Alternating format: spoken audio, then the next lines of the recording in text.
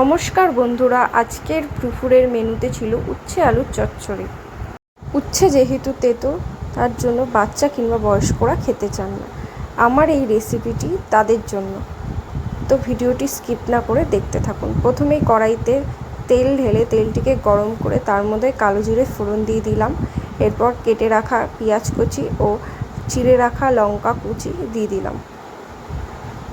দিয়ে ভালো করে নেড়ে চেড়ে হালকা করে পেঁয়াজগুলিকে ভেজে নেব।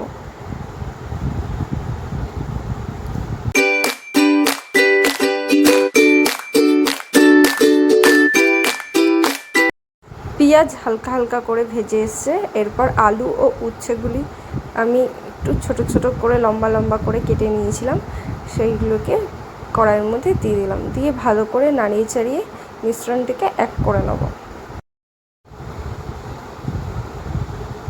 এরপর এখানে স্বাদ মতো নুন দিয়ে দেবো। তারপর একটু নেড়ে চেড়ে ভেজে নেব।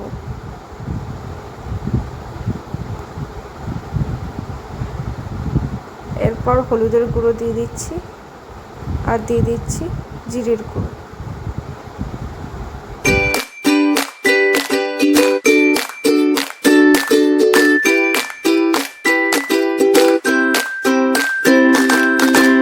এবার মিশ্রণটিকে ভালো করে নেড়ে চেড়ে ভেজে নেব।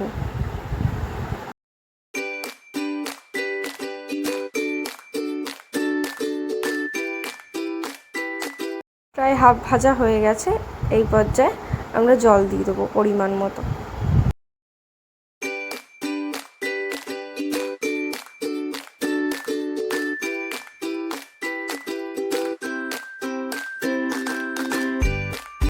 এইবার এটাকে ঢেকে মিডিয়াম আঁচে কিছুক্ষণ সেদ্ধ করে নেব। সেদ্ধ হয়ে গেছে। এইবার ঢাকনাটা খুলে দেখে নেব।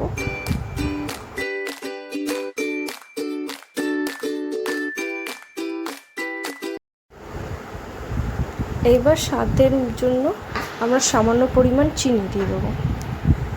চিনি দিয়ে ভালো করে নেড়ে চেড়ে জলটাকে শুকিয়ে নেব চচ্চড়ির মতো। আমি দেখছি এখানে আলু গলেছে কিনা। আলু আমাদের গলে গেছে। তৈরি আমাদের উচ্ছে আলুর চচ্চড়ি। এবার এটাকে ভাতের সাথে সার্ভ করব। তো আপনাদের এই রেসিপিটি কেমন লাগলো অবশ্যই আমাকে কমেন্ট করে জানাবেন ও ভালো লাগলে একটি লাইক করবেন। আজকের মতো এখানেই ভিডিওটি শেষ করলাম।